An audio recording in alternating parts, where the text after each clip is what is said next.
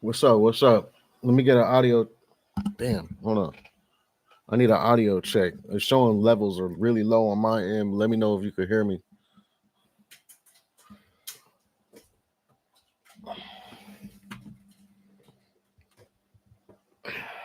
All right, let me just notify.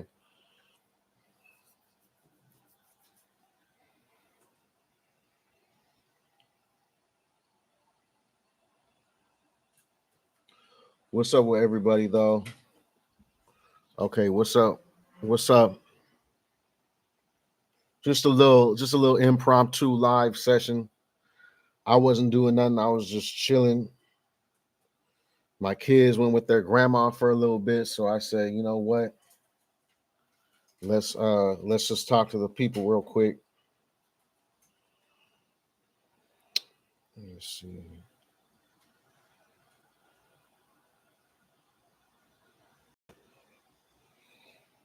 How's everybody doing though?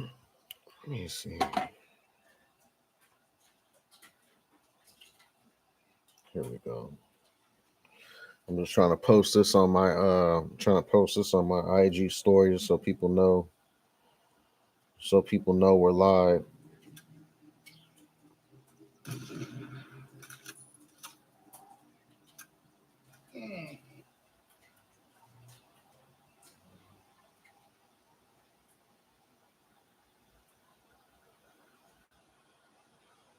All right. All right, we got that posted on the IG.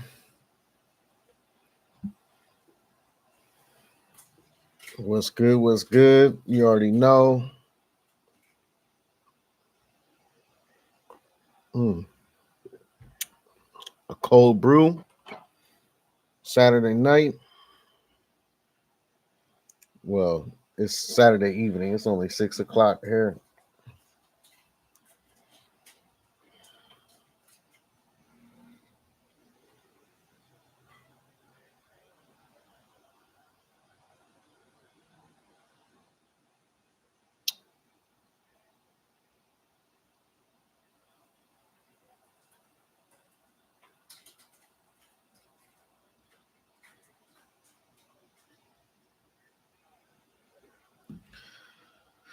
What's up, Tony? I was just outside right now checking on my little garden. I got a little urban patio garden going on. I've been having nitrogen problems with my plants. I finally kind of figured everything out.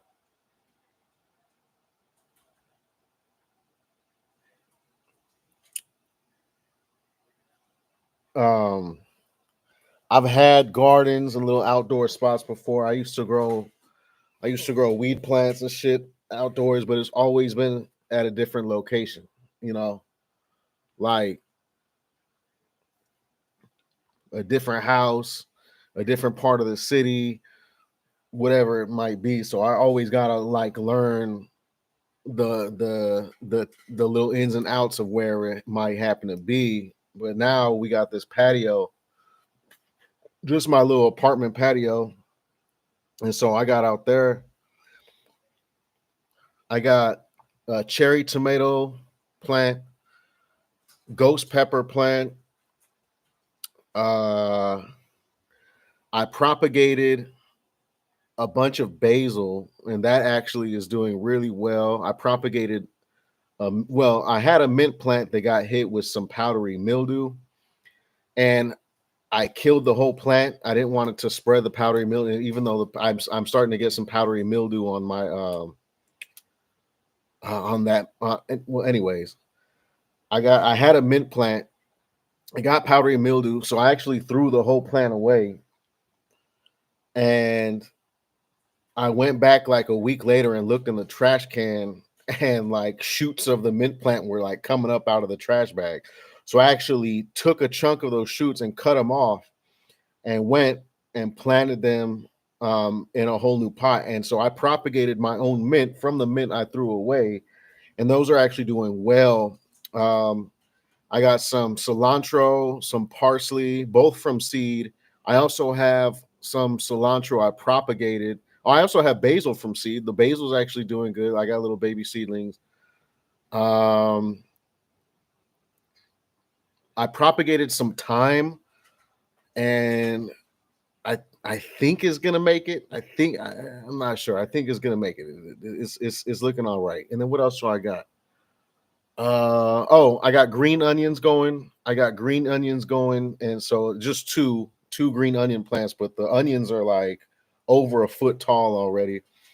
Um, and then I got 3 young hemp plants. I have 3 Devil's Cake by Devil's Cake, and they're all shit. They're all from Neverwinter Botanicals. If y'all had the Neverwinter Botanicals, not this last drop, but the one before it, that got everybody real hype. So it's Devil's Cake by Devil's Cake, and that was a straight purple one, straight deep purple, and then a Devil's Cake by Skunk Jam. So if I could actually raise those to get any sort of harvest, even if it's just a couple grams, we'll have some whatever name for that cross will be. Let's see,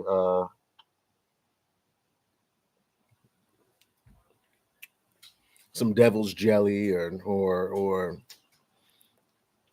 you know what I mean. I'll figure out something cute for that. But so I got those going. I'm letting them get their second set of true leaves, and then I'm going to transplant those into bigger pots. And then as soon as I transplant and they kind of get over that shock, I'm going to start doing some crazy LST, because I don't want nobody to see those. I don't think they're going to get very big. It's already late in the year, but I don't want them to get tall enough that somebody like downstairs looking up, because I live on the second floor, I don't want them to be able to look up and make out the details of that, because like I got all my plants right there, you can see, but none of them, everybody knows what cannabis looks like, and I don't want those to be visible. So I plan on trying to do I want to train them to be circular within their pots. It's I got a crazy idea. It's kind of I'm kind of doing like a little canna bonsai experiment type thing. We'll see how that pans out. But anyways, um, I've been having nitrogen issues. I just fed them some nitrogen yesterday. Today I gave them some soluble potash, um, a lot of phosphorus and potassium. So we're gonna be alternating the nitrogen heavy food, and then the potassium and phosphorus heavy food, and then like a day of plain water. Um, and then my tomatoes and my peppers, I'm actually starting them on Fox Farms Tiger Bloom, because my cherry tomatoes, I got about 10 cherry tomatoes already developing. The peppers, I'm hoping to start growing some peppers any day now. It's flowering though. I got flowers all over it. So I'm giving them the Tiger Bloom. And but I've been having a lot of nitrogen lockout, and I think I finally kind of figured that out.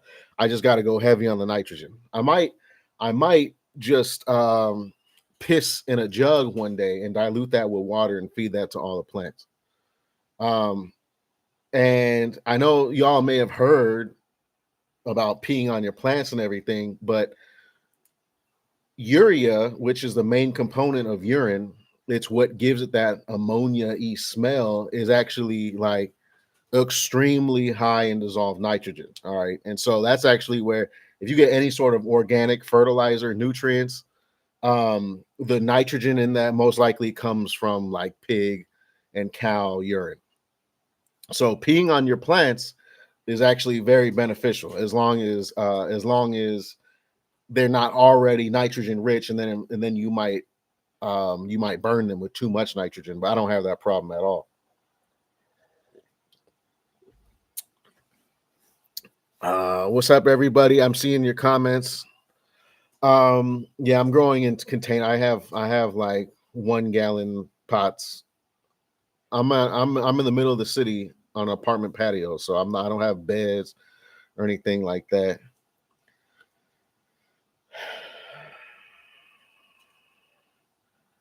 Uh, Open Ocean said, "Is the High Times Cannabis Cup finished?" What's up? What's up? What's up, Melly? What's up, Patrick? Um, they said, "Is a High Times Cannabis Cup finished for good now?" So that's actually really interesting that that was brought up. Um, um,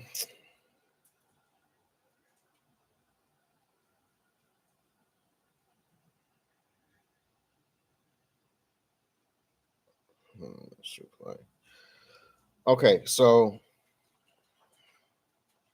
does anybody know who Josh Kesselman is? The name might ring a bell. Josh Kesselman is the owner of Raw, like as in raw paper. Um, he's like this crazy. He's not crazy, but it's just like a personality descriptor. He's got this whole Willy Wonka vibe when it comes to raw and cannabis, and he invents all types of crazy shit. And Josh Kesselman, he purchased High Times. All right, he purchased High Times, and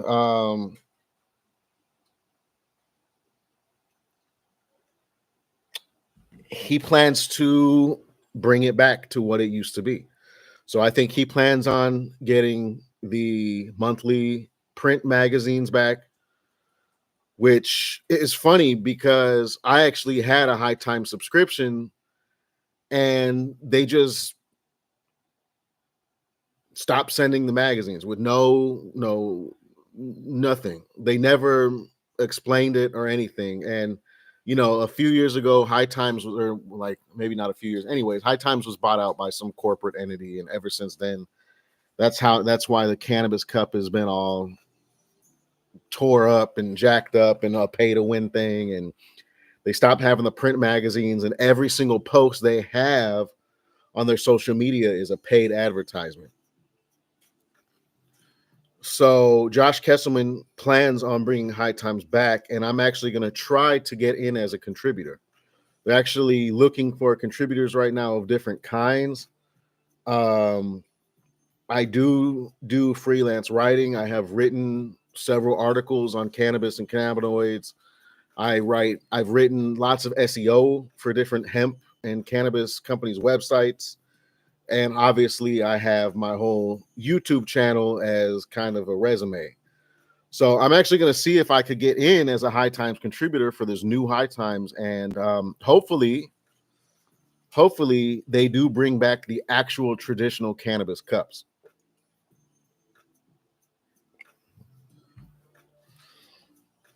Because obviously, if they ever have the hemp cup, that's something that I would love to attend and judge if possible.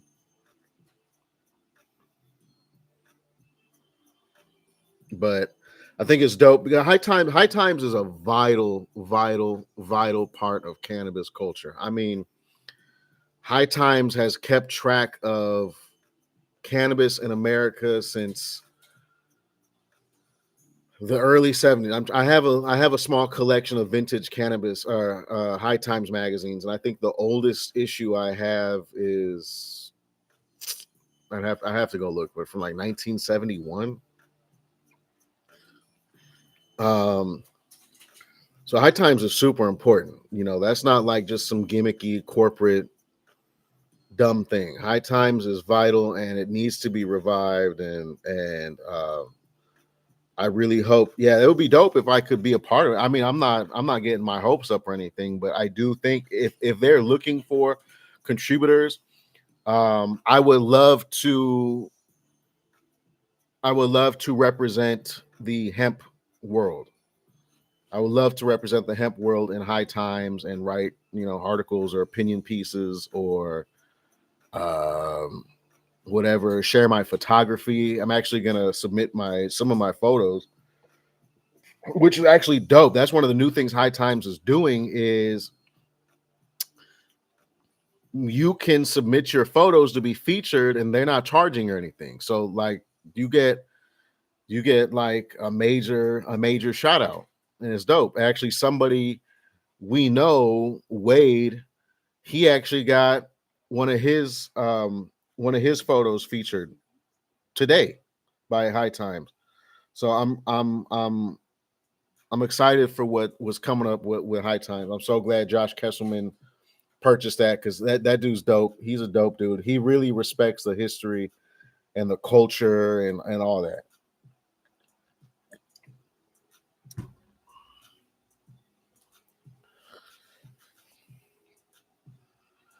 Um,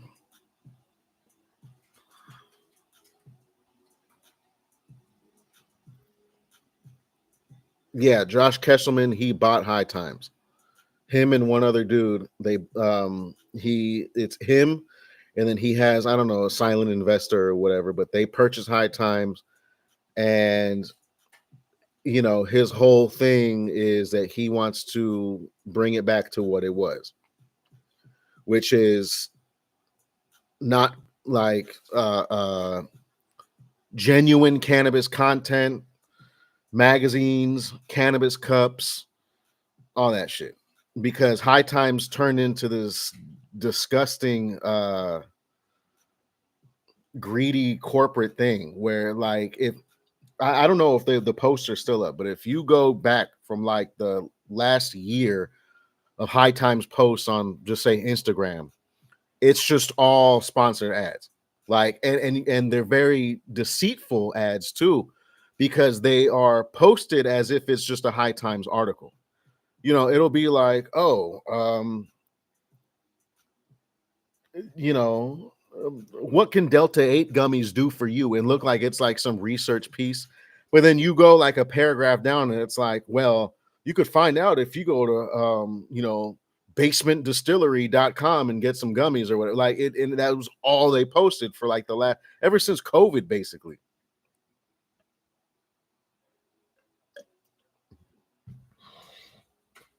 So I'm really hype on that. If they return the print magazines, then of course, I'm gonna be having my monthly subscription come. I'll be one of the first people in live to the first people in line. I'll be one of the first people in line to subscribe to the magazine. I've always loved High Times magazines ever since I was a kid.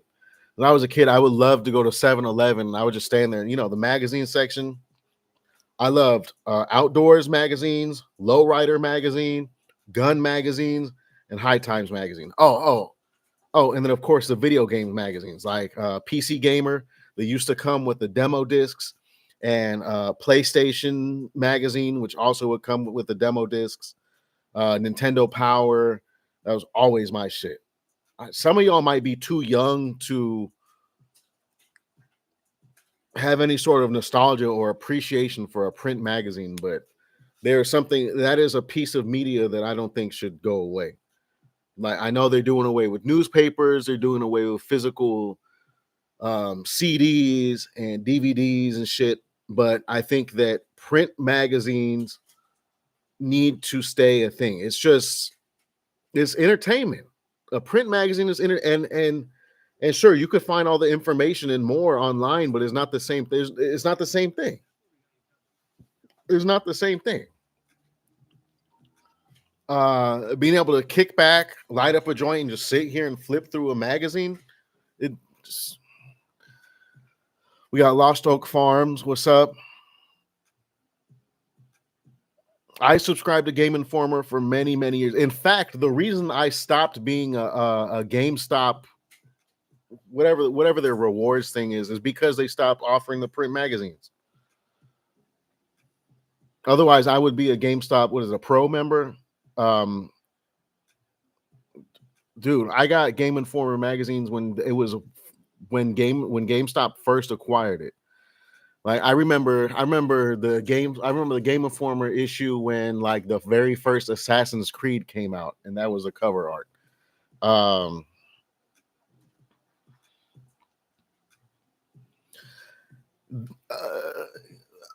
Yeah, no, High Time stopped doing the magazines. First, they switched to digital, and then they stopped doing it completely. But I think, let me see. Hold on. Somebody's ringing my doorbell.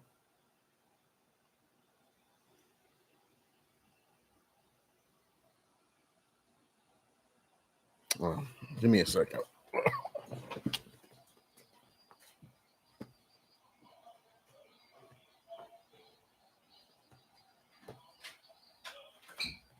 Oh, thank you. Thank you.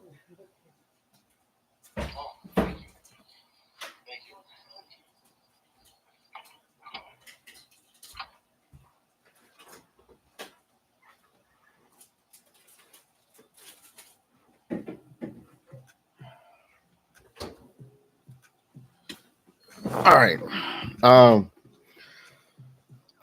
What was I saying? Anyways, they stopped doing the print magazines entirely. I just got a new right now while being on live, and I don't know if it's a coincidence or not, but I just got a brand new member on Patreon, Jovan Ventura.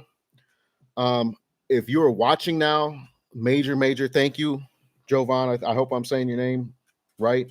If you're not watching, then there's thank yous in the air in the universe. I'm sending gratuitous energy your way. Major appreciations for. Oh, I actually have a long post to put on Patreon. By the way, those of you who are on Patreon, did y'all see the lifter video? Some of y'all may recall when I did the Rogue Origin review, I got a couple bags of lifter. I got a sour lifter and a regular lifter. And I said that I would do a video, an exclusive video on my Patreon of me smoking some lifter. Well, that's up on Patreon. It's a good like 20-minute video with lots of rants and rambling about hemp and everything. So for those of y'all who are on Patreon, I hope that you saw that and you found time to watch it. And if anybody else wants to see that, you could join my Patreon, or you can also just pay to watch that individual video. No obligation, of course, but if you do want to see the exclusive Patreon exclusive Fear Factor episode, the Lifter Fear Factor episode is on Patreon now. Oh, what's up, Stickworm Jim? The beer I'm finishing right now. That's actually a Pilsner from Venezuela. It's a Pilsner from Venezuela called Polar. And actually, if you go to Venezuela on a weekend such as today, you will see the entire population drinking pretty much that one brand of beer. It is like their national thing. Everybody there drinks Polar. I'm sure it's probably pretty hard to find any other beer besides Polar. And it's actually a really good beer. It's a classic, like American style lager Pilsner. And I actually found it imported at a local store. I only have one more of those left, though, so I left that one alone. Right now, I just poured up a Sapporo, one of my all-time favorites, Japanese lager. Very, very high quality beer.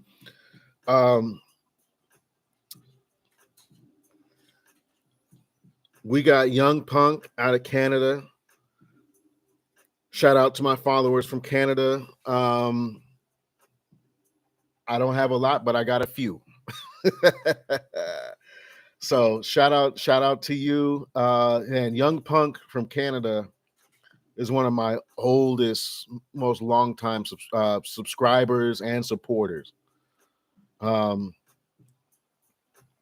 know, I have a handful of people, I'd say maybe 20 or so, that just year after year after year,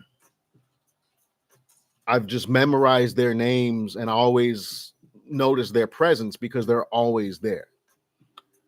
And it sucks. It sucks that, you know, Young Punk lives up in Canada because he can't get a lot of the shit that I review. He can't get most of it. He could probably get like maybe 1 out of 10 vendors. And he still supports and watches and everything. So major appreciation to you.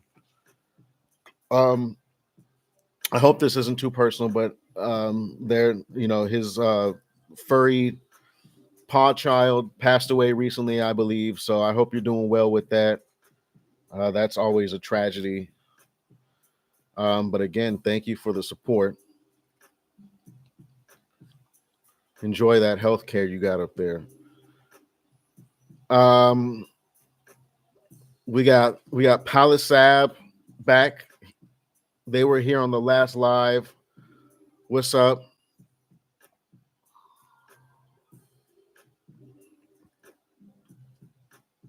What's good with everybody? I hope everybody's doing good health-wise and everything.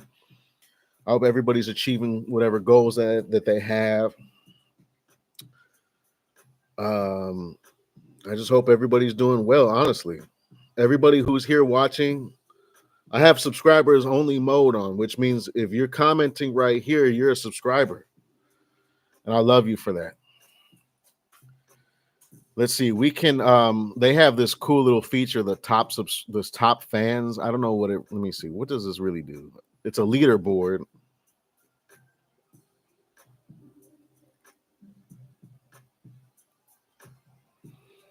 Okay. All right. Right now, Lost Oak Farms is number 1. Odin, it doesn't show your whole name. Odin Arc something is number 2. Chooch is number 3. Odin Arcade. I assume that Arc was arcade. I appreciate you watching my videos. He said, I appreciate the videos. Lost Oak said, what is Schedule 1? Does anybody here play Schedule 1? I kind of got to the point where I stopped playing it because I kind of did everything there is to do for now. Schedule 1's a super popular indie game that's out right now, and basically you just start a drug empire. So you start off just growing weed in tents, and then you can start cooking meth, and you can hire dealers to help you distribute around the town, and you get better and better ingredients. You get better seeds to grow. You could start getting racks and LED lights and different kinds of pots and soils, and all types of stuff. You get money, you can expand, and like I said, you start off just growing in tents in an RV, and then you could go all the way up to buying a whole warehouse. It's a fun game. It's a time sink. It's a fun game, but I kind of played it. I'm waiting for them to update it a little bit more, and I'll get back to it because it kind of, you know, once it gets to the point where you're cooking like coke and distributing and shit, you know, you get more money in than you can do with. And I know any of y'all who are gamers, in any game, once you get to the point where you have more money than you can spend, it really creates a roadblock, you know, as far as the economy in the game goes. Everything is optional.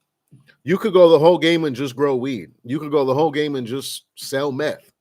It's funny because and you could create your own strains and crosses and recipes. So I got the chili pea and the blue skies from Breaking Bad. That's my signature crystal options.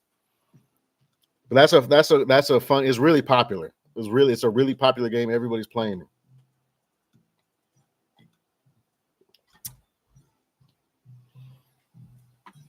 It's one of them games too that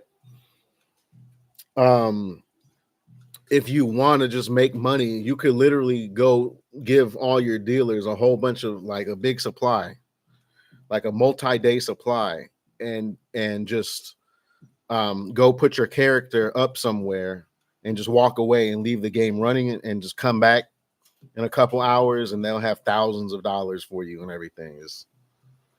It's a cool little game, cool little indie game.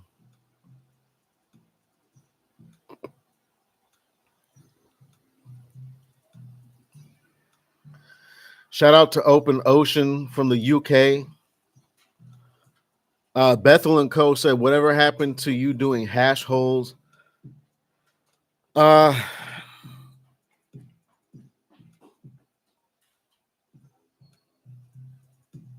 It was never financially viable. The work to put in to do hash holes, there wasn't enough demand to justify the amount of labor that would go into it, pretty much. I still do make hash holes though, like on my own, but as far as commercially available, like the moon rocks and stuff, it's just, if I were to do like a THCA option or something, I'm sure it would sell better. But I was working with pharma extracts, and they've always had like a strict no type 1 or type 2 rule. They've always been very by the book. So, as long as it's a type 3 product,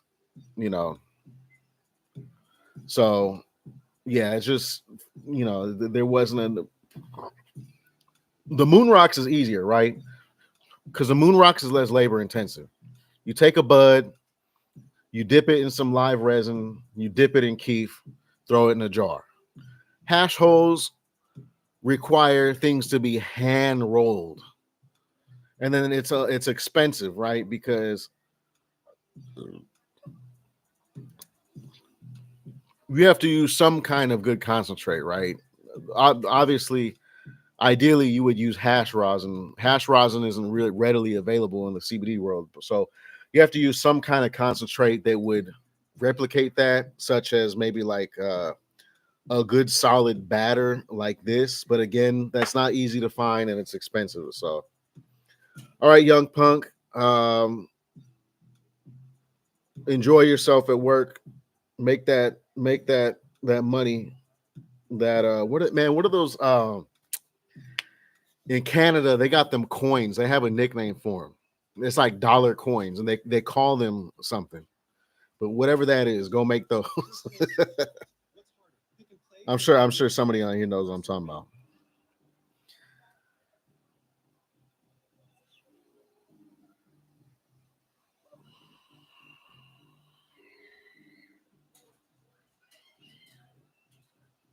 Man, Odin said, I never say what I play anymore because everybody hates everything. I can't wait for Battlefield 6 to come out. That's when Battlefield 6 comes out. I'm not even playing the beta because I'm not even gonna be able to afford the game when it drops. But I'm gonna ask Mrs. Shabazz for that game for Christmas, and it's gonna be on and popping. All right, just wait till December, and we could squad up. We could squad up on Battlefield 6. Some about me. Back in the days when I used to smoke weed, when I used to sell weed, I would have weed growing outside. I was a monster on Battlefield 3. I helicopter pilot and sniper. I was an absolute demon in that game. I was going crazy. I was at the top of the board every single match. Major hours on Battlefield 3, and to a lesser extent, but still the same thing on Battlefield 4. So I'm super anxious for BF6. I stopped playing Black Ops 6 completely, y'all. I got to prestige master, and like I was saying about the in-game economies, like you get so much money. Like I hit prestige master, and it's just like there's nothing more to work towards. And obviously playing all those hours to get to that, I got burnt out already, so I just stopped playing it.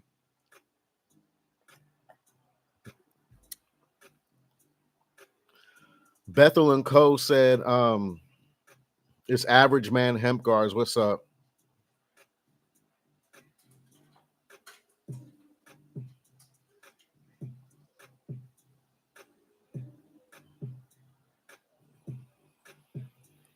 RBF said, what's good, Baz?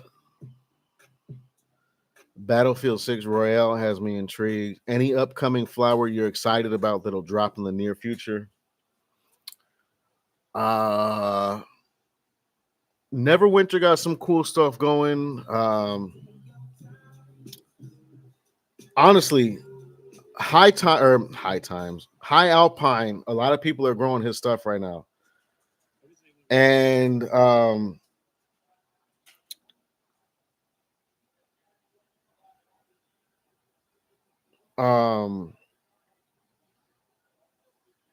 I'm really looking forward to a lot of that. I'm trying to think. Oh, Gulf Coast Organics. He's gonna be having indoor Bubba. He's gonna be having some indoor Bubba Kush 5.9. In like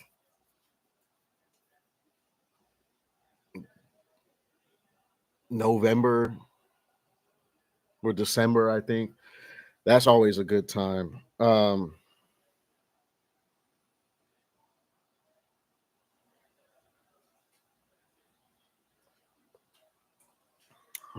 just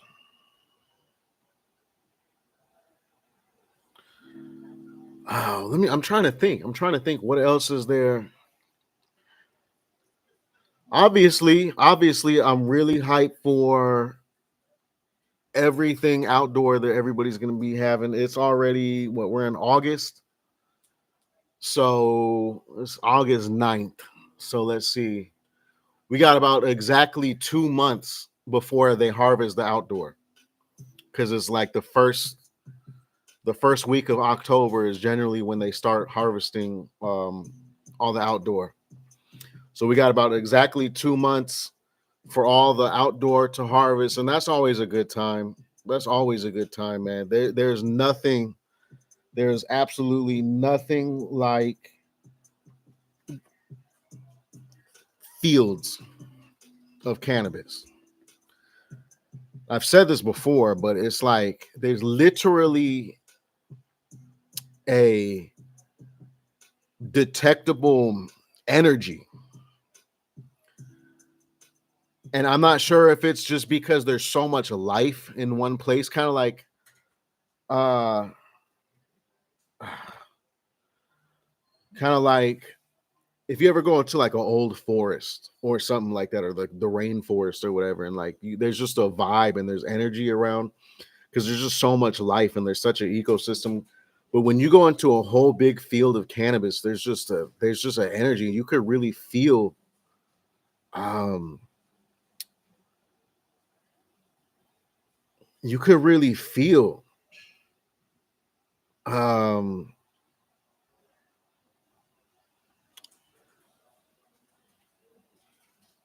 I don't know. You could just feel there's just a vibe. There's an energy to it, and it's very therapeutic and it's very serene. And it's the best word I could say is it's cathartic. It's cathartic. And I wish that sometimes I wish that I was up there like in Oregon, and I wish that I could take some of these plants that I see and I really get drawn to in these fields, and I wish I could see them through the entire process, from looking at them pre-harvest to harvesting them, drying them, curing them, and then smoking them, all in a row. But um J Man fat J Man fat dude with the shoe said, it's your boy Mike from Quincy, Florida. Good to see you. Thank you for everything you do for us, hemp family. What's up, Mike? Big shout out to Florida.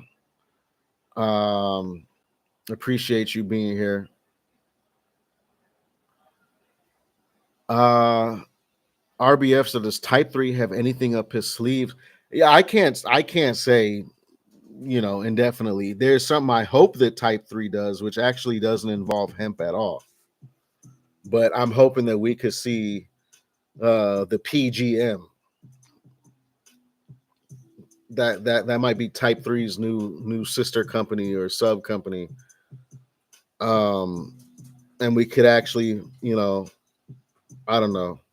I'm not sure if that was just a short time thing that came from traveling and seeing things. Because y'all know when you travel somewhere, you go somewhere,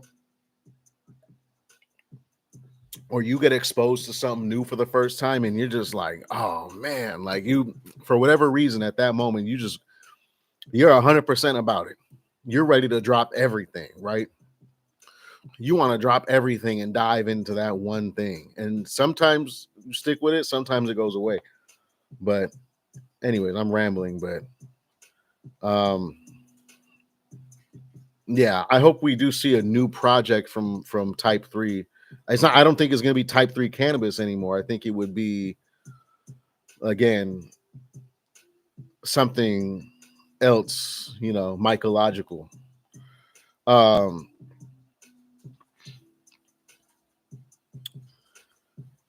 um what else is hot, man? There hasn't been a lot of good shit. I honestly, I'm really really hype about what Beliefer has out right now. um yeah, Patrick, I hope that comes to fruition. I would love to see your fruit. No homo at all. I'm talking about a fruit of a much more psychedelic type of way.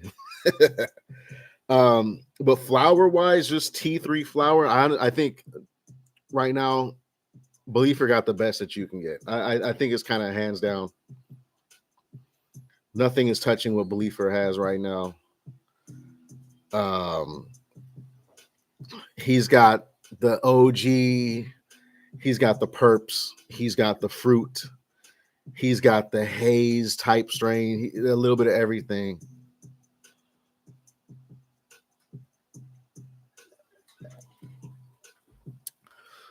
Jim, I don't even have that particular flavor, but I know I did see you mention that in on Discord. I think I did see you mention that, but I don't. I have some of his other new flavors and then some of the classics, and boy, let's just say some of these are zip worthy. All right, without a doubt. Um, as far as CBD content, actually, my next CBD video will be a Believer video. In the meantime, though, probably when I get off of this live, I'm gonna start working on. Um,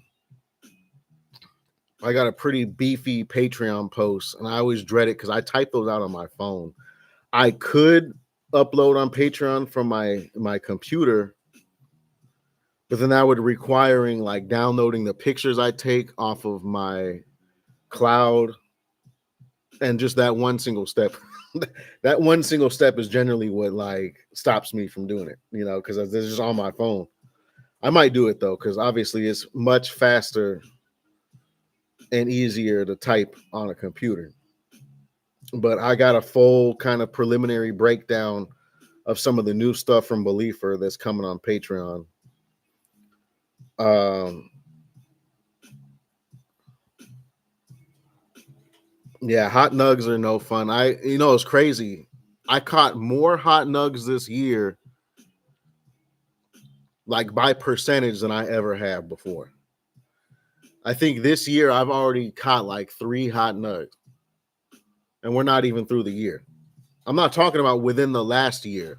I'm talking about within this year. So between January and now, I've already came across like 3 hot nugs, whereas before, a hot nug is something that came about. Like I might have got a hot nug like once every 2 years or something. So that's kind of wild, and it's not cool. when it happens, but it can happen, right? There's going to be genetic anomalies in any living thing, especially grown from seed. If you grow anything from seed, there's going to be genetic anomalies. And it could even happen technically with clones too. If shit goes haywire, you can get anomalies with clones. What's up, Chris? I haven't tried the Pikachu. What is the Pikachu OG? That does sound fire. Grape tape is one of my favorites. I actually told Beliefer he needs to do grape tape cross with lemon fade, and that's like the kind of like the holy grail, because right there you're gonna have like a grape OG. You're gonna have a purple grape soda smelling OG Kush T3. That's not even zip worthy. That's pound worthy. We need the elbow of that one. Odin Arcade, a hot nug. That is when you get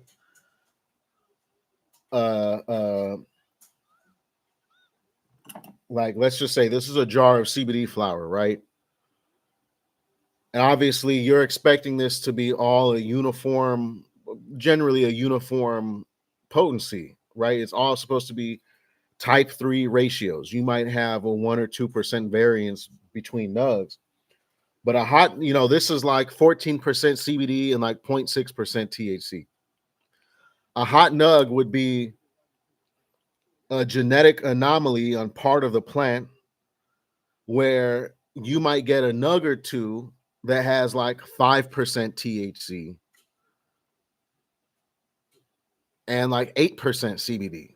So you get like a random anomalous type 2 nug on a whole type 3 plant.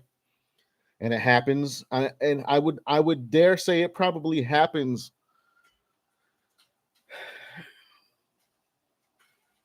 It depends on the volume that you're growing, but let's just say an outdoor, right? You have a whole field of plants. I'm sure at least one of those plants is going to have a hot nug or two, just statistically. Especially when you're dealing with especially when you're dealing with plants that have genetics. God damn it, I keep kicking my desk. When you're dealing with plants that have genetics that come from type 1. You know what I mean? So it's kind of like the type 3. Which one is this one? Which one is this one? This is what I have, like 2 tiny little nugs on here. What was this? I think this was the permanent marker. I was saving my last couple little nugs. So this is a new cross. And all of these nugs right here are CBD dominant, but because it's a new cross and because it has type 1 genetics so freshly in the lineage, that if you were to grow out a field of these seeds, or even a greenhouse, or even just a whole house of indoor, the likelihood of getting a hot nug is much higher.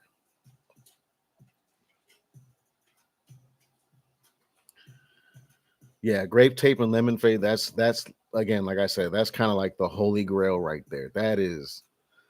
That would be, again, that's like a grape soda OG Kush type of a vibe right there.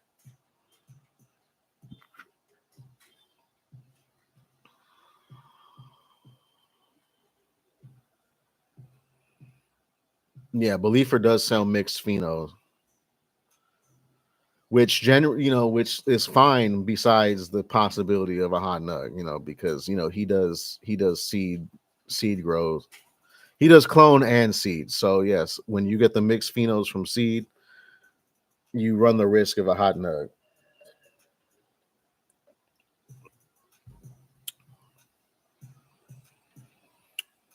Ooh. Ooh, the R2Z2 and Blues area. That's gonna be, again, that's kind of like the grape tape and the lemon fade. R2Z2 and Blueberry, that's another kind of like end game type of strain. You know, whenever the both of those crosses happen, they're gonna be up there on like the shelf with the spotlights. Those are both end game crosses. Man, R2Z2 and Blue, just like again with the grape tape and lemon fade, you're getting a gassy grape soda, purple smelling, artificial, sweetness, and then that lemon fade is just a straight OG Kush. So combine those, and then the R2Z2 and the Blueberry. R2Z2 has a super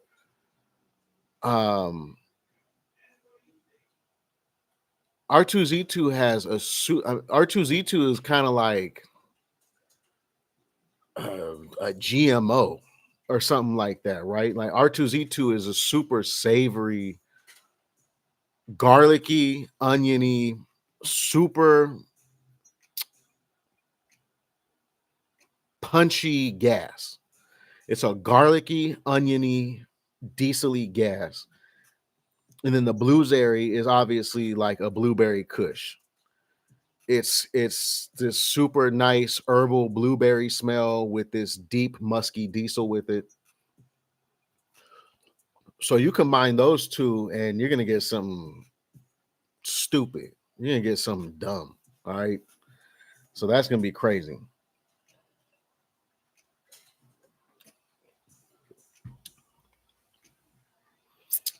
Jesse said, how is your project coming? If you mean like a Shabazz product, that's kind of been put on hold, unfortunately. Like I said, when it comes to making my products, I work with Pharma Extracts in Las Vegas. They are a cannabis processing facility. And the state of Las Vegas is kind of butt fucking the hemp industry. I mean, the state of Las Vegas, the state of Nevada. The state of Nevada is kind of butt fucking the hemp industry within Nevada. And so they're trying to deal with that and fight that and everything. And so,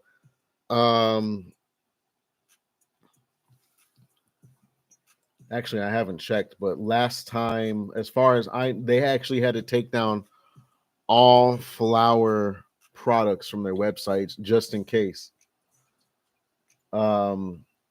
Which includes the moon rocks, and they had a couple. Yeah, so Pharma Extracts actually had to take down anything flower related from their website,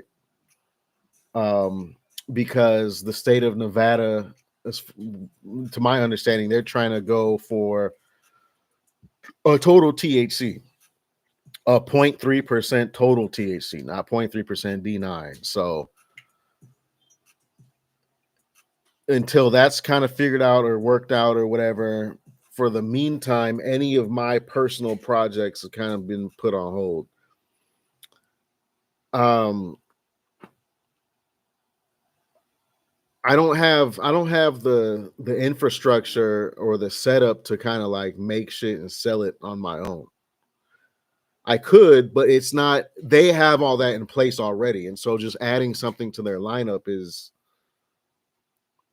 negligible. But, to start up a whole operation for one product that doesn't sell a lot of, it doesn't make sense for me to,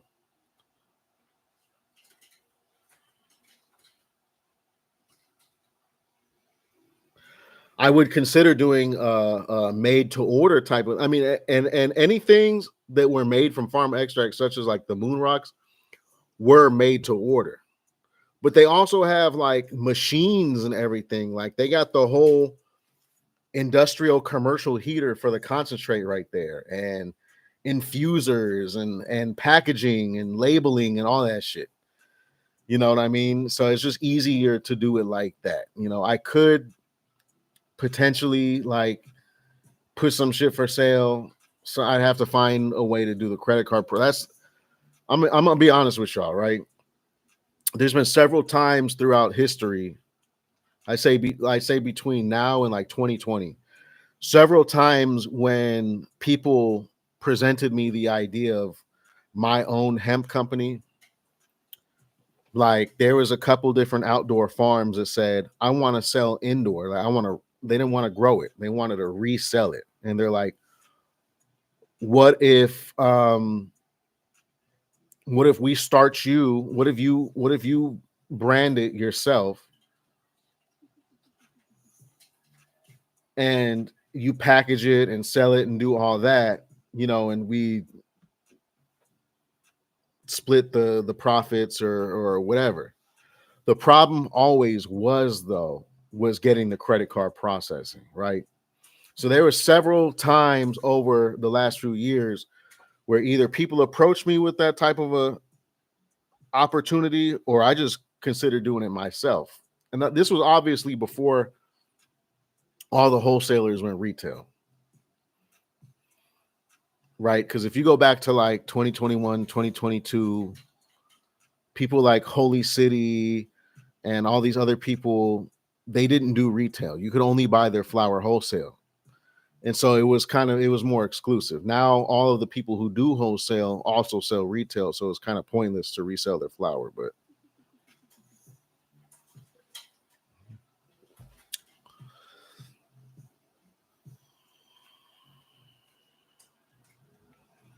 Odin said, I went to CBD Shaman one year on 420 and he rolled me a joint of CBD flower. I got so high when I was at work. I couldn't believe it. That wasn't CBD flower. That wasn't CBD flower, my dude.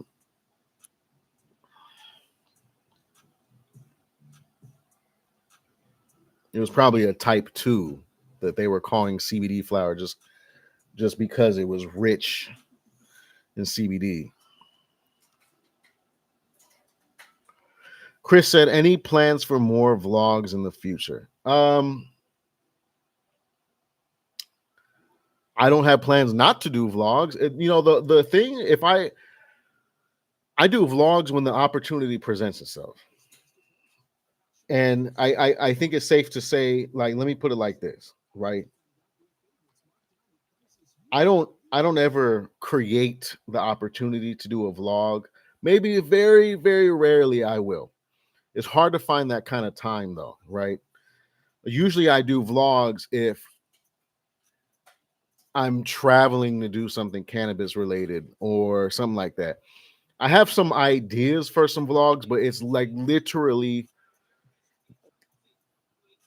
this kind of all day project that I have to go out and take my camera stuff and you see these other weed tubers do that, and trust me, I watch them, right?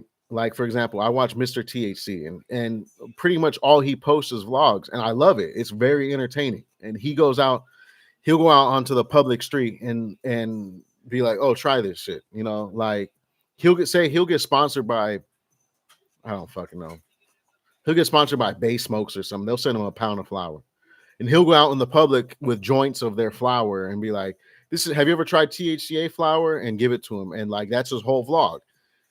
And it's dope. And people really love it. The thing is, people like that, they don't got no kids. All these other weed tubers and shit, they don't have no kids. They just have all the time in the world to create content and be out there walking the streets. And I honestly, I don't have that type of time. If I had that type of time, I would be doing that. Trust me. I have Venice Beach close by. I have multiple outlets and public places where it's kind of perfect to make that type of vlogging content. I just don't, because I don't have that type of time.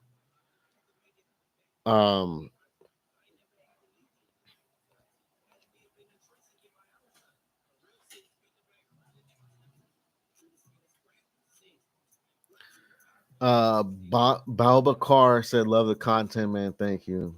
Odin Arcade said, I got kids, that's why I don't make videos currently.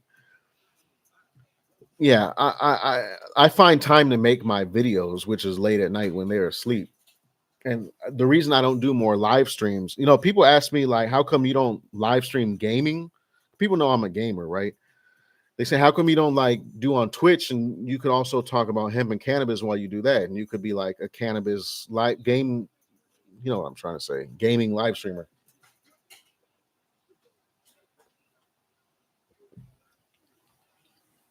Have you seen them people that do that? And technically, I guess I could be doing that right now. But one thing I know is that if you are trying to gain any sort of a following on Twitch or Kick or any of those platforms and make any sort of money to do it, which is the only thing that kind of justifies that, you have to do it consistently. And it's just like YouTube, right? If I uploaded 3 videos a month at random times, my channel would never grow. And anytime I stop uploading consistently, my channel stops growing. Like it hits a dead stop. But then anytime I start uploading consistently, such as recently, the past month, I've been uploading consistently, my channel grows. And so, I for example, I was looking at my analytics, and for like the last month, I think I got 200 more subscribers than usual. And that's because I've been uploading consistently. And it's the same thing when you're live streaming like gaming and shit.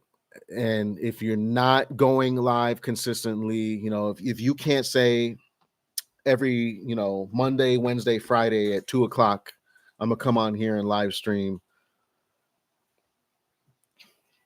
the algorithm doesn't support you in that. So I don't know why I went on a whole fucking rant about that. I went way off. Jesse said, really lame. I miss Holy City Farms. Galactic Icy definitely looks like something I gotta grab. Man, where is that?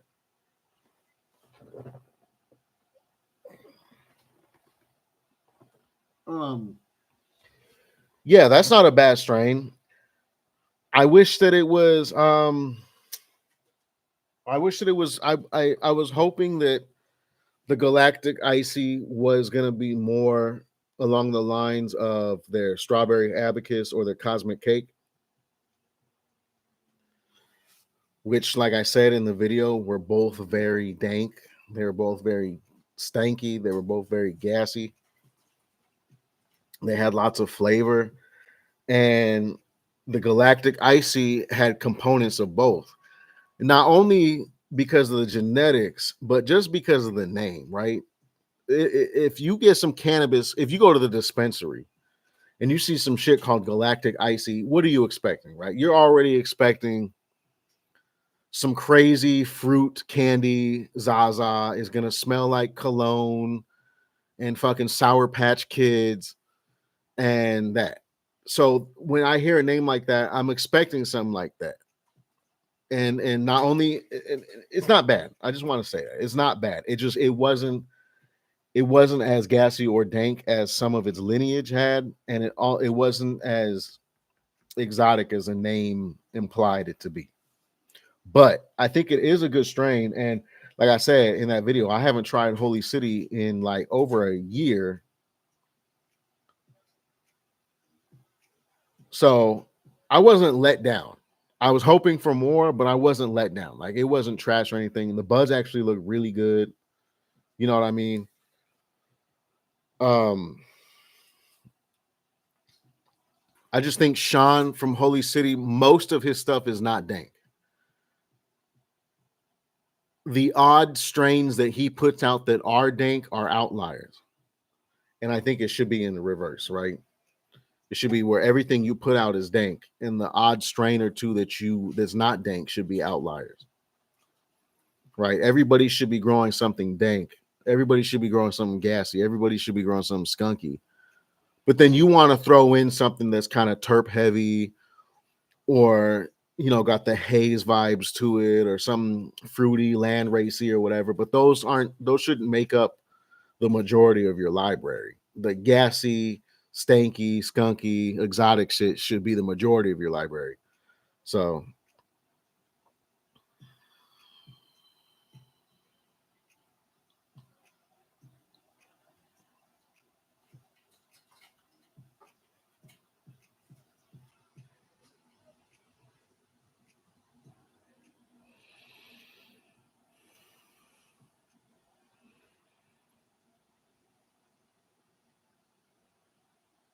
Yeah, Jesse, I'm looking into setting up a stream setup. If I get a random time like this, for example, I could be streaming playing Schedule One, for example, on Twitch, and I could tell everybody, "Hey, I'm streaming on Twitch, and I actually know that there's a way to cross stream here to YouTube." I've been looking into that. All right, I got a Twitch account. I got the Twitch Studio. Let me see. Is that what it is? Yeah, I got the Twitch Studio here on my computer. I gotta take some time and try to set that up. And there's a learning curve to that. There's a learning curve to have your whole interface and everything. Um, I wish I knew somebody locally that already did that and I could kind of have them help me come do it. Because look, I'm very technologically inclined, right? I'm part of that generation where we came up on MySpace and we had the first smartphones. We were the first generation of people to carry cell phones. We were the first people generation to have social media, all that. And not only that, but I've always been a computer nerd. But the whole streaming and Twitch thing and all of that is kind of where my age has caught up to me. And that shit kind of overwhelms me. And I hate to say it, but it's not user friendly. That's all I'm gonna say. But I am looking into it and I do want to experiment with that. Uh Lost Oak Farms said, "What was the verdict on the Rogue Lifter?" You know what? For Lifter, it wasn't horrible. It was very strong. Like the come up was very potent. The come up was too potent. And I mean, at the end of the day, if it didn't have the Lifter smell to it, it would actually be something I would probably tell people. Like, if you like a stronger buzz, check that out. But I can't, just because the way the Lifter smells. Like, I don't want to. I don't want flower that smells like that or tastes like that. Not that it tasted bad or anything, but I don't like that profile that Lifter has. So I don't recommend things that I don't like.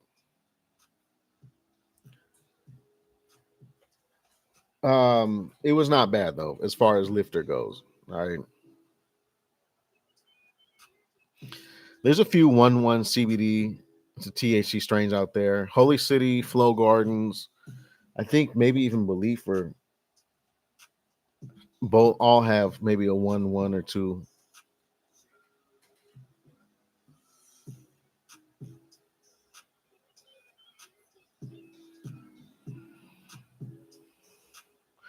Chris, I feel you on that. I feel you on that. Um, I hear you. I could definitely try to do. I want to do. I want to do a cooking vlog, y'all. I want to. It's just, again, it's man, dude. Y'all don't understand. My house. It's with the kids and everything. It gets chaotic, and it is not an atmosphere that is conducive to filming videos. um, maybe um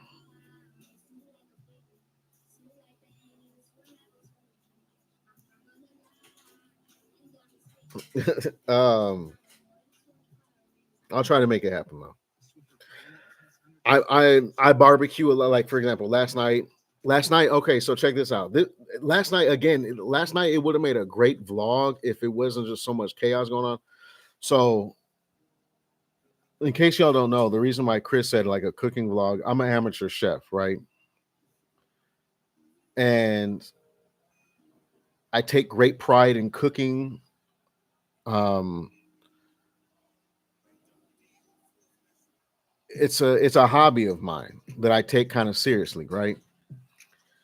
Like, I don't have like store bought knives or anything. Like, I have like a Japanese nakiri and like a hand forged cleaver, and I have my chef knife, and all that. And like I take it seriously. I temperature cook everything. And so, for example, last night I made chicken Alfredo.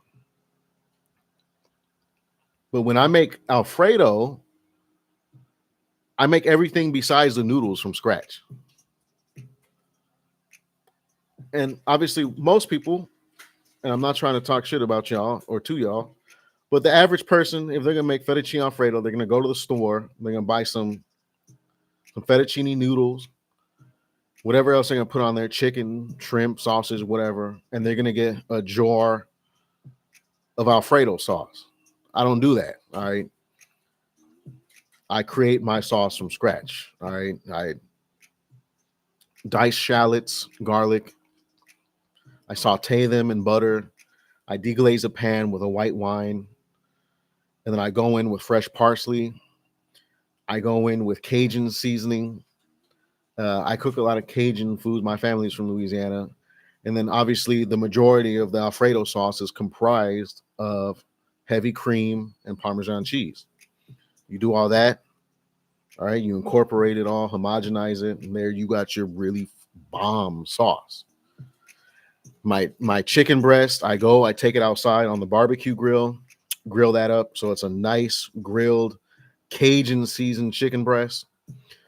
Bring it back inside, chop it up into thin slices. I steam broccoli in the meantime. Put my noodles right there, al dente. Few slices of that chicken breast. Put some broccoli around the edge, and then hit it with that sauce.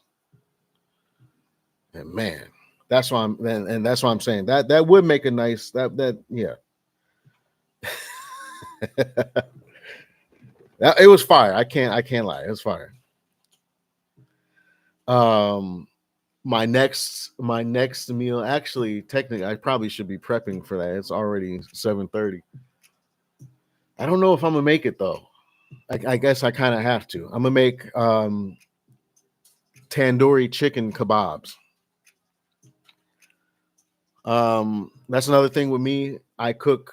If you cook, if you like to cook, if you claim to be a good cook, you have to cook multiculturally and multinationally.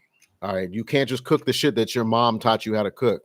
You know, your mom makes some bomb ass lasagna and you cook her recipe, that don't make you a good cook. You have to learn the kind of the basic rules and principles and properties of cooking and apply that to different things. And anyway, so yeah, my next thing I'm making is tandoori kebabs, which is Indian food. All right. So I'm not actually cooking the chicken in a tandoori, but it's going to be tandoori style. And that's where you marinate your chicken breast in a curry masala yogurt sauce. And then you grill it. And obviously, it's going to be on kebab. So we're going to have the tomatoes, onions, and all that. And then on the side of that is going to be some basmati rice and Bombay potatoes. All right. On top of the rice. So that's going to be fire.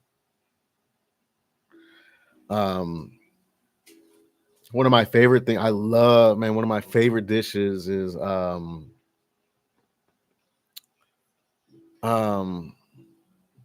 churrasco steak, Brazilian churrasco steak with chimichurri. I cook a lot of Mexican food. That to me, that's basic though. To me, making Mexican food is just like making American food. You know what I mean? Hamburgers, hot dogs, mac and cheese, mashed potatoes, fried chicken. Maybe soul food in particular is a little bit more advanced, but I'm just talking about like regular American food. To me, Mexican food is kind of just a basic staple like that, right? Um, I've been dipping my toes more into Asian cuisine, so I've kind of perfected a pho recipe, right? I make chicken pho with a beef broth. It's fucking fire. And you know what's dope about pho is pho makes a lot of food for a little bit of money. You could feed hella people. You make a batch of pho, you could feed hella people with that because the ingredients are cheap. The ingredients are cheap. I don't put tomatoes in my gumbo.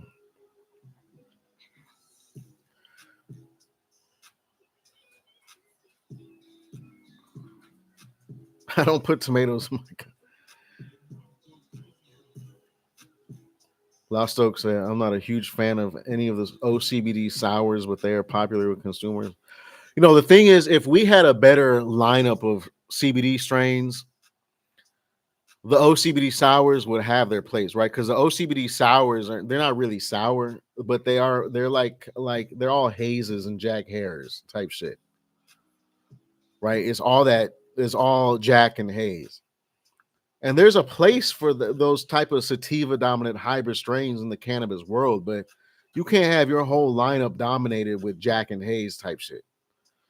You know what I mean? You got to have your lineup dominated with the Kush, the OGs, the breaths, the stompers, the grapes, the motors, the jet fuels, all that shit. And then you got some Jacks and some Hazes on the side. I love Indian food, RBF. I love Indian food. I'm really basic with it though. Like I love all different types of Indian food, even the vegetarian dishes, but I mean nothing beats a good chicken tikka masala. Nothing beats a chicken tikka masala with some garlic naan and some mango lassi on the side. John said, I do a lot of Indian food and it can be tedious with all the spices.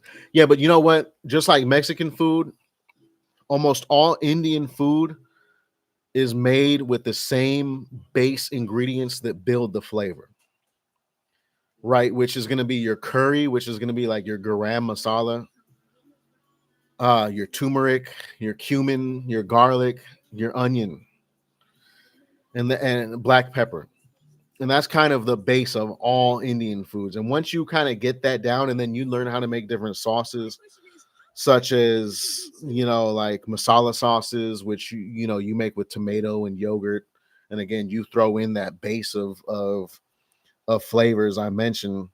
It's just like Mexican food. Mexican food, most Mexican dishes are made with the same kind of base of seasonings and flavors and techniques. And once you kind of master that, it's kind of easy. When you kind of figure out the nuances of different dishes, and it's easy to put together.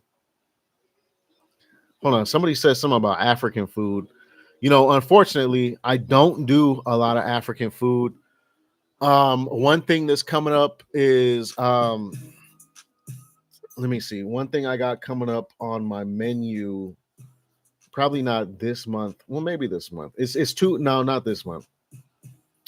It's probably not going to come till November, just because it's a more hot food and it's too hot. I don't do hot food when it's hot outside. I'm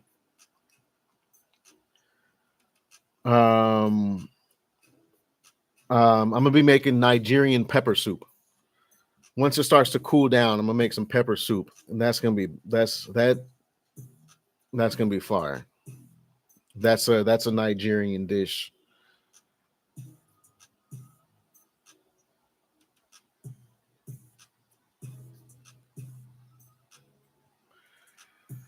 Sir Johnson said you got to make your grandma's tacos, your mom's chicken fried steak, and your smoked brisket. Unfortunately, I'm not Hispanic, so I don't have any grandmother made tacos.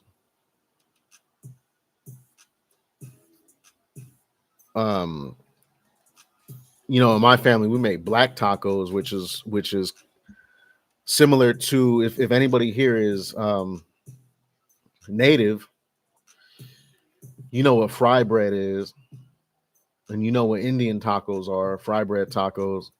Black tacos are a very similar thing to that, where you basically have a fried flour tortilla and you fill it with taco toppings. John said, just made tikka a few days ago. House just stopped smelling from it. That's fire. I want to say thank you again to Jovan Ventura. If you're on here watching, and the only reason I say if you're on here because they subscribed while I was here live, but Jovan Ventura joined the Patreon right now while I was live. So I do want to say thank you to Jovan. Major shout out to you. I love birria. I love birria. I I cook birria a lot, not as much as I would like to though. And the reason why, birria is really expensive to cook. It's really expensive to make. And it's just because the cost of beef. Oh shit, that's bright. It's just because the cost of beef is really high. Um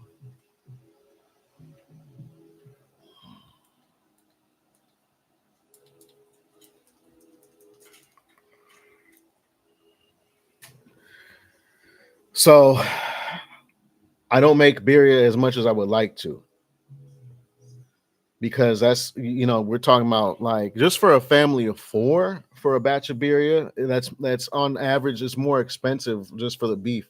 And you just use chuck roast for that. But chuck roast is so damn expensive nowadays, per pound. And then you think about you get a chuck roast and once you cook that down and everything, a lot of that is non-rendering fat. And then the fat that is rendering obviously disappears off the meat. So you end up with like 2/3 of the actual meat that you paid for. But birria is absolutely one of my favorite Mexican dishes though. And I don't think many people can cook birria as well as I do. And not that I do anything special or crazy. It's just a lot of people that make birria. If anybody here is Mexican is watching this, you know that in Mexican families, birria is usually cooked by like a grandma or a tia or something, and they're older and like they kind of lost their touch already. All right. Y'all know older people, as they get older, they lose their touch. They stop seasoning their food, right? Their shit's just bland. And so a lot of times birria is very bland and it's very watery too. And I know there's different styles from different parts of Mexico or whatever, but I like my birria to be very rich. It should be a very rich, like I like my birria to have the consistency almost of like fabric softener. It should be a very rich stew type of consistency. The broth or the consomme, as they call it in Spanish, the consomme should be very savory and very flavorful, right? It should be so good that you will just drink it by itself. And a lot of people is not. You get a lot of birria and the consomme is like it's good to like you get queso tacos and you dip it in there. And it's a cool addition, but it's whatever by itself. Every part of it, it should be a flavor explosion. And a lot of people's birria is both has the wrong consistency, it's too watery, and it's not flavorful enough.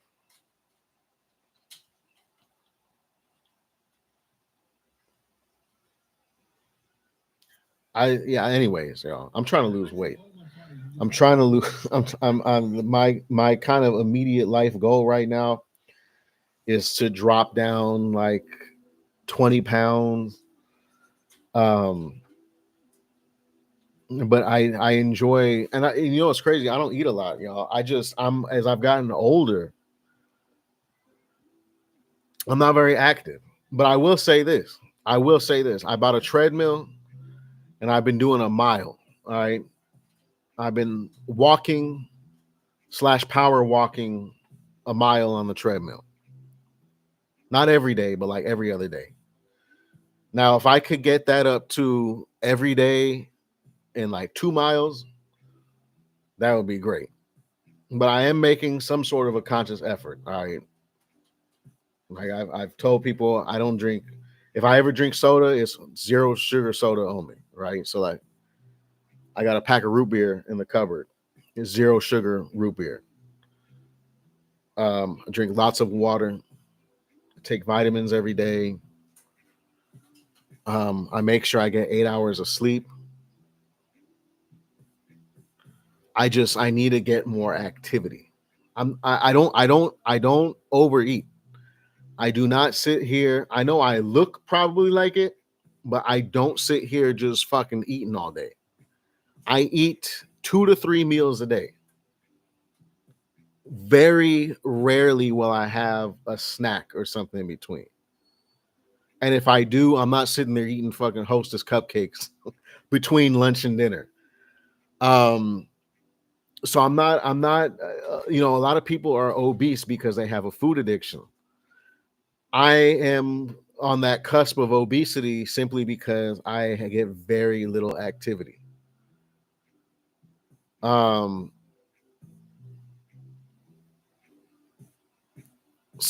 like Bob Carr said, cardio is the way. I need to get the cardio up. I know with improved cardio, naturally weight loss comes. I probably won't even have to change. I know if you're good with cardio, you don't have to change your diet at all because your body naturally burns fat and consumes carbs when you're getting that cardio in. Right?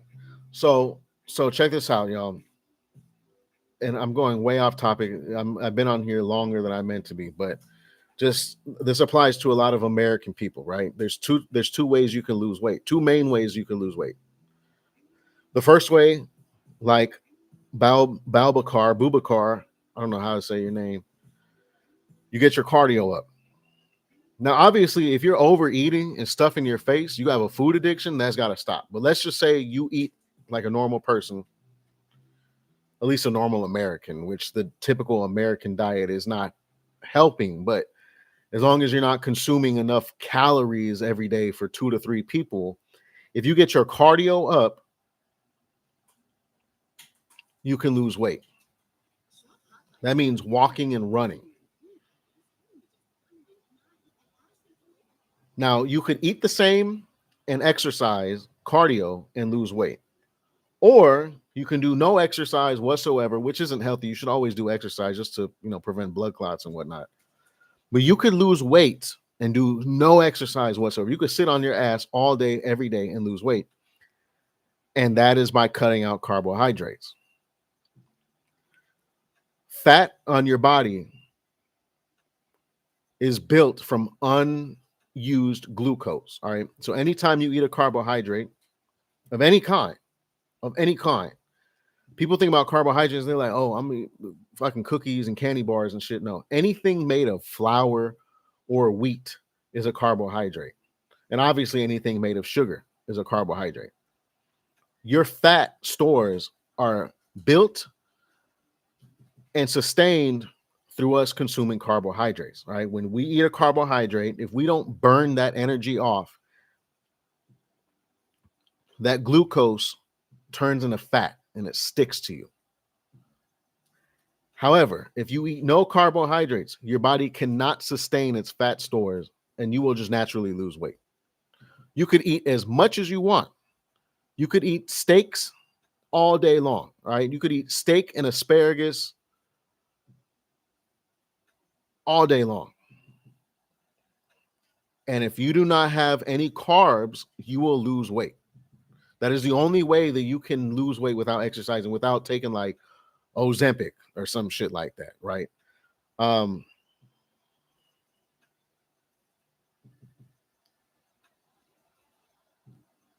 Yeah, I want to start doing some weight training. You know what? Naturally, y'all. Naturally, I have a really nice muscle profile. I have a really nice build. I'm a thicker dude, and with minimal weight training and time, my muscles really I get swole really fast. All right, so I do want to start weight training again. Just I love the way I look.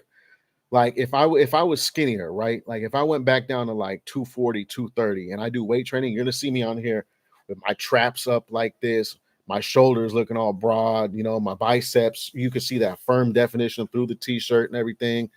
Man titties not so jiggly and everything. You know what I mean? I'm naturally more of a built person, and I've really let that shit go. So I want to get back up to that because that feels good, right? That feels good when you, even if you're fat, but you're still swole. You know what I mean? You could be fat, but you swole walking out the house. That's a confidence boost. You know what I mean? Because you could be fat and swole. That's better than just being fat.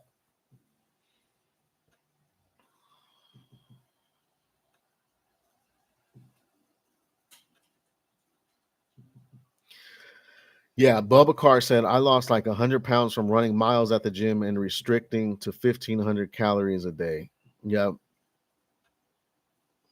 if you watch calories or carbs and exercise, you're gonna shed weight really fast. It's hard, and it can be cost prohibitive for a lot of people, right? This is a social issue that many people don't understand, is that eating healthily is expensive in America because everything that's affordable for most people is processed food. It's processed food, or it's food that's high in carbohydrates that people eat because they can get full for less money. If you want to get full without a bunch of processed food or carbohydrates, you have to spend more money, right? You have to eat more protein, you have to eat more vegetables, and that shit's expensive. So it sucks, right? It sucks. That's a shitty thing here about America, and that's why America has like the most obese population of any developed country in the world.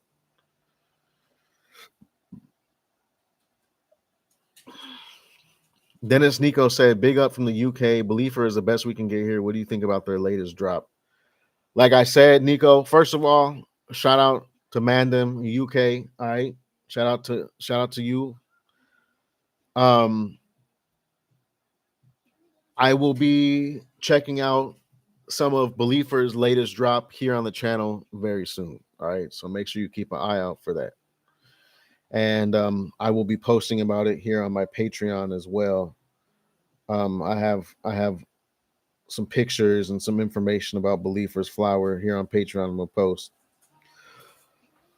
which is a great segue. Shout out to Linus Tech Tips for the corny ass segues. That's a great segue to say, if you want to support me, go join my Patreon. Um, no obligation though. Also, in the description of the live, I put my Cash App and my Venmo. You know what I mean? No obligation though. But if you want to support the channel, it helps. No obligation. I appreciate everything. And again, all of my Patreon supporters, couldn't do it without you. Literally, I mean that. I could not continue making videos without you.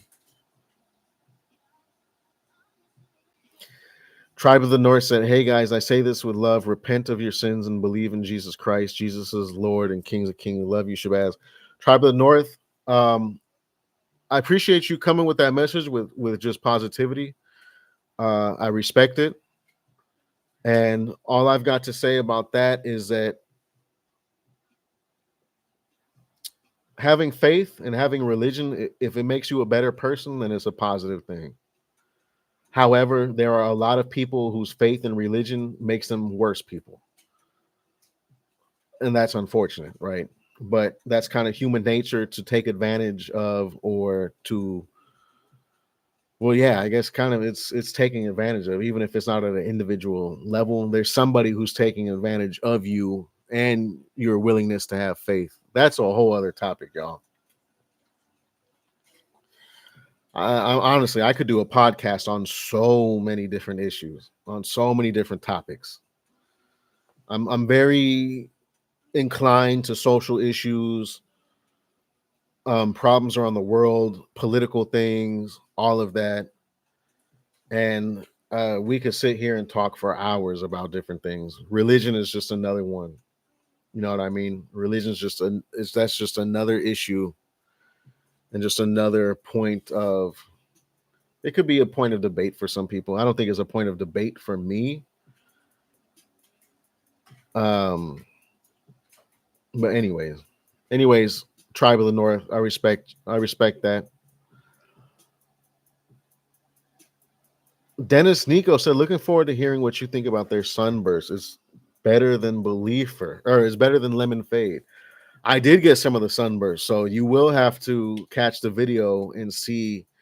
I did get some of the new ones. The sunburst and the Kush Colada are two of the new ones I recently got. So you'll have to check out in the video. I will be kind of highlighting all those new ones. We already know Lemon Fade and Grape Tape are fire, so I'm not going to put a lot of time into those. Those are kind of established winners. I will be putting more time into the Sunburst, the Kush Colada, things like that. That's an interesting take though that you got on that. That because lemon man, I got some motor breath. I got some motor. What's this? I got man. I really got to end this, but let me see. I got some motor breath, Type 1 THCA. It smells. If you ever had jet fuel OG, it smells kind of exactly like that. Motor breath is a cross of Chemdog and SFV. All right, well, if you ever had motor breath, you know what motor breath smells like. If you've ever had jet fuel OG, you also know what motor breath smells like because it basically smells the same. Lemon Fade from Believer smells like those strains. All right, so to say something is better than Lemon Fade, that's a big claim. That's a big claim.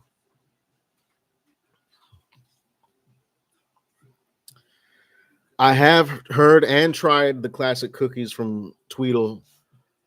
It actually is a Type 3 conversion of Girl Scout cookies done by Zara Farms. I don't think that what Tweedle had did it justice.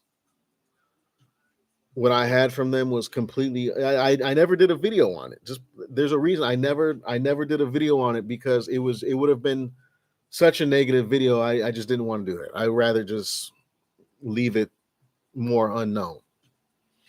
But that classic cookies from Tweedle does it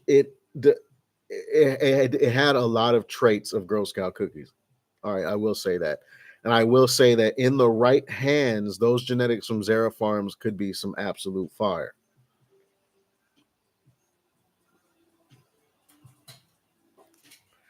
You're looking for a Type 3 gelato? I'm surprised nobody's made a gelato cross yet. I say if you want a Type 3 gelato, the closest thing you're going to get is some of the new stuff from High Alpine. He's doing a lot of like fruit and gas combinations. And some of his strains, like the jelly cookies and lemon jellies and stuff like that, definitely have that gelato vibe to it. It's not exact, but it's the closest that you're going to get. And then he's got a bunch of new ones I haven't even tried. And I know a lot of them are there. They got that same, the gelato vibes. A lot of, like I said, just a lot of fruit and gas. It's kind of what High Alpine's vibe is right now. Which is great because I'm glad they fucking left behind. I'm glad they left behind the goddamn what was that shit called? The Pink Panther and that whole line of terpenoline heavy shit. He moved away from that. And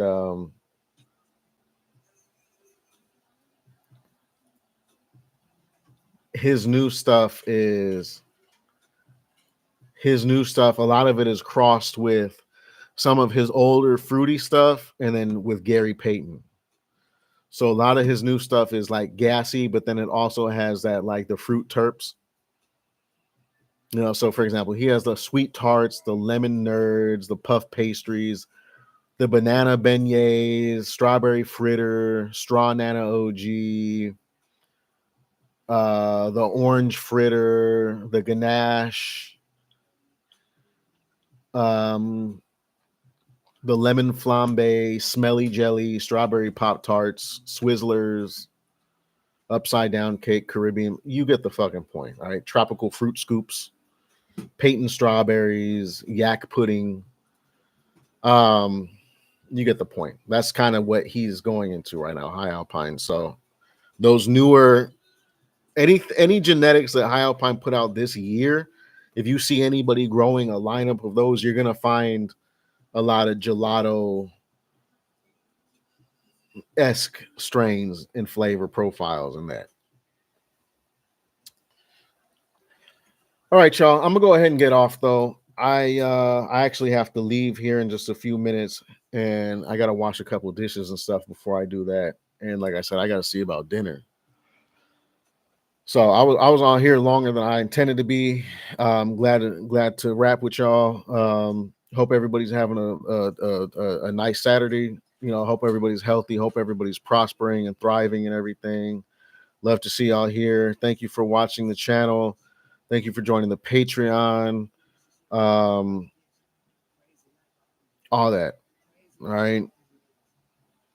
Oh, and just in case anybody asks, the Discord did get deleted. It's gone. There's not going to be any more. I'm not making any more Discords. They all get deleted. Not only mine, but everybody else's as well. All right. The 3 Hemp Flowers Discords got deleted. Hemp Heads Discord got deleted. The CBD Hemp Buds Discord got deleted. I think a Type 2 Discord got deleted. Discord does not fuck with hemp at all. So I'm not doing Discord anymore. If y'all want to catch up with me, besides here on my channel, obviously on Patreon, my Instagram is the best place to do it. All right. My Instagram, in the video description, I put my landing page link. My Instagram is right there, but it's at 110 Canatographer _. All right. I have it up in the corner of all my videos. You go check that. All right. It's also in the video description of all my videos. So that's the best place to catch me. Instagram, my comments on my videos, and Patreon. All right. Hopefully one day I'm gonna get my website back up. The website was also a good place to contact me. Unfortunately, I couldn't afford the hosting. It was just too expensive. I couldn't put it in my budget to. I loved having the website. The website was fire. And one day I want to have a backup, but it's like it's the cost per year was just it was too much. If I could have paid that monthly or something, I would, but they want it all in one lump sum. So eventually, hopefully, that's a goal of mine, is to have the Shabazz 420 website back up. But until then, Instagram, YouTube, and Patreon. I have a Twitch, but I'm not gonna put the name out publicly yet because I'm not posting content there or anything. I gotta kind of work that out and do some testing and everything. If and when I do stream on Twitch or anything like that, trust me, I will publicly put that out. I'll encourage everybody to go follow me on there, or whatever, the wording and the nomenclature is for that platform or whatever. And maybe I'll start doing live streams over there, gaming and ranting at the same time. All right. Hope everybody has a great rest of your weekend. Have a great rest of your night. Smoke good. I got to go get some things done, and then I'm gonna roll a joint to go hit the road. Got to go run an errand real quick, but I'll catch y'all on the next one. All right. Appreciate y'all being here. Appreciate you being here on my channel and everything. But we're gonna end it right here. All right. Have a great night, everybody. Deuces.